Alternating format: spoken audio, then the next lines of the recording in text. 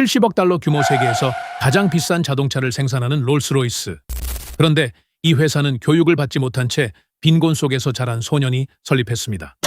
헨리 로이스는 20파운드로 첫 100만 달러 규모의 회사를 시작했습니다. 그는 어떻게 시작했을까요?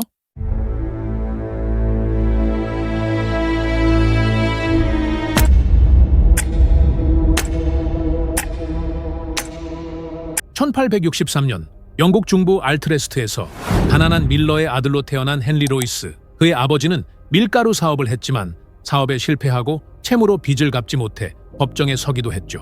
헨리는 어린 시절 따뜻한 침대 대신 밀가루 패를 깔고 잤습니다. 그래서 헨리는 정규 교육을 거의 받지 못했고 집안 생계를 위해서 학교를 1년만 다닌 후 그만두고 신문 배달, 우편 배달, 양초 공장 등 어린 나이에 자비를 전전했습니다. 헨리는 양초 공장에서 일하면서 양초를 반듯하고 정확하게 깎는 걸 좋아했습니다. 그때부터 헨리 로이스의 디테일이 눈에 띄기 시작했죠. 1877년 14살의 로이스는 이모의 도움으로 영국 철도 회사 Great Northern Railway의 전기 기술 견습생이 되었습니다. 그곳에서 3년 동안 낮에는 기술을 배우고 저녁에 수학과 전기 공학책을 보며 회사에 취직해 가로등이나 극장 조명 같은 일을 하면서 10대를 보냈습니다. 이 시절 그는 참 되는 일이 없었습니다. 그의 인생에서 마지막이 된 직장 생활도 회사가 파산하며 끝났으니까요. 그러나 지독했던 가난과 불행은 기회를 소중히 여기는 태도로 남아 로이스는 매사를 꼼꼼하게 정성을 들이며 완벽을 추구하는 기술자가 되었습니다. 모든 시간을 그 일에 집중하였죠. 1884년 21세의 청년이 된 로이스는 친구와 함께 런던의 외딴 골목길에 작은 전기 부품 가게 로이브 앤 컴퍼니를 차렸습니다. 그간 모아둔 20파운드와 친구가 투자해준 50파운드를 합해 사업을 시작한 것이었죠. 가게에서 숙식을 해결하고 하루 종일 일과 잠밖에 없던 파트너와의 사업은 꾸준히 성장해 10년 뒤인 1894년 발전기와 전동 장비를 생산하는 회사가 되었습니다. 5년 뒤인 1899년에는 로이스 리미티드로 사명을 바꾸며 맨체스터에 생산 공장을 세웠습니다. 그러던 1900년 로이스의 사업에 위기가 찾아왔습니다. 미국과 독일의 기술 신장으로 주력 상품인 전동 장비의 시장 경쟁이 갈수록 치열해졌던 것이었죠. 사업의 방향을 바꿔야 할 때가 온 것이었습니다. 이때부터 그는 새로운 사업 아이템을 연구하고자 프랑스로부터 신기한 물건들을 사들였습니다. 그건 바로 자동차였죠. 그러나 바다 건너온 프랑스의 차들은 헨리의 기준에 미달이었습니다. 완벽을 추구하는 그는 몇 번의 작동만으로 개선해야 할 점들을 파악했고 이내 자신만의 자동차를 만들어야겠는 결심을 합니다. 그 결과 1904년 2기통 엔진의 자동차 3대가 만들어졌죠.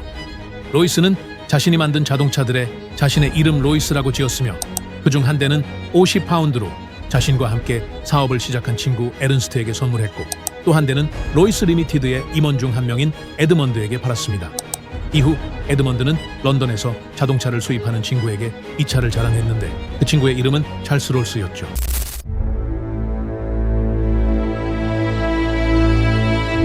사실 롤스로이스는 헨리 로이스 혼자서 만든 작품이 아닙니다.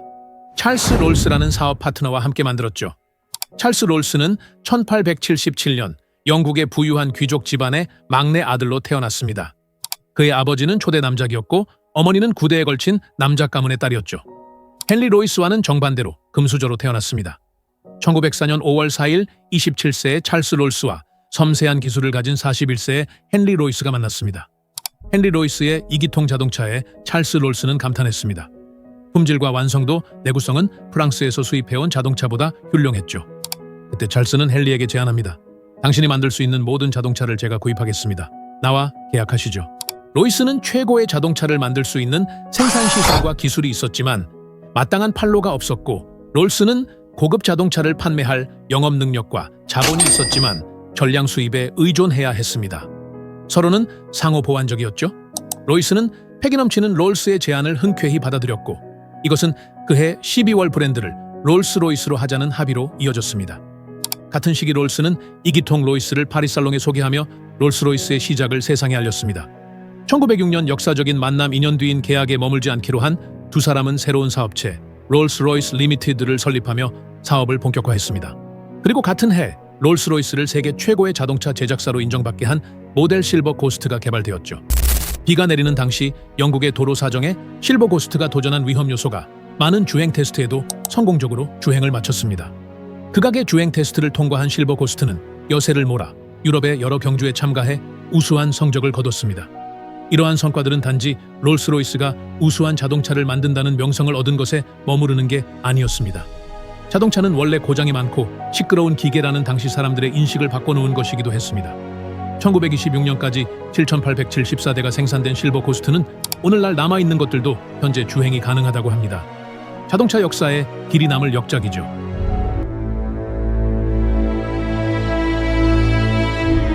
하늘을 날고자 했던 미국 출신 천재들의 청년들을 만난 찰스 롤스는 1909년 어느 순간부터 모든 관심이 비행으로 향하며 자동차 사업에서 멀어졌습니다. 찰스 롤스는 롤스로이스의 사장을 스스로 사임하며 비상임 이사가 되었죠. 1910년 7월 본머스에서 에어쇼를 하던 롤스는 타고 있던 비행기가 추락해 사망하고 맙니다. 꽃다운 나이 32살에 말이죠. 헨리는 찰스의 갑작스런 죽음에 크게 슬퍼했습니다. 그 때문이었을까요? 그의 건강은 더욱 악화되었습니다. 유년 시절의 가난과 청년기의 일중독으로 줄곧 병약했던 그는 1902년에 발병한 소화기관 질환이 1911년에 재발했고 이내 정상적인 생활이 불가능하게 되었습니다. 현장 업무를 할 수 없어 프랑스로 요양을 갔지만 일중독자인 로이스는 그곳에서도 기술 개발과 엔진 설계에 매진했습니다.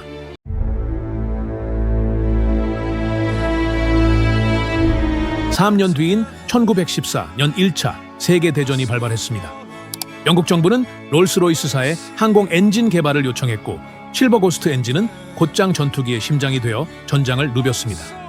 거리에서 허기진 배를 움켜쥐며 신문을 팔던 소녀는 위대한 기술자가 되어 왕의 자동차를 만들고 전쟁에서 이기게 한 엔진을 개발하며 조국을 기술 강국으로 우뚝 세웠습니다. 1930년 그는 평생의 공로를 인정받아 대영제국 남작의 자기를 받았습니다. 그리고 그의 마지막 1933년 4월 22일 70세의 헨리 로이스는 자택에서 눈을 감았습니다. 그는 죽기 전날마저 작은 종이에 자동차용 충격 흡수 장치를 스케치했고 그것을 회사에 전해줄 것을 당부했죠. 무엇보다 그들의 마지막은 무척이나 그들다웠습니다. 100년이 넘는 세월 속에도 그들의 이름은 전 세계적으로 널리 사용되고 있습니다. 거리에서 허기진 배를 움켜쥐며 신문을 팔던 소녀는 꿈을 포기하지 않고 끝까지 걸어온 삶의 흔적이 남아 있습니다. 오늘은 여기까지입니다. 하지만 기억하세요. 하루에 고작 10분. 그 사소해 보이는 시간이 일주일이면 70분, 즉 나도 모르는 사이에 1시간이 넘는 지식이 쌓입니다. 영화 30편을 볼 수 있는 시간, 책 20권을 읽을 수 있는 시간, 구독하시고 영상 알림까지 시청해 주셔서 감사합니다.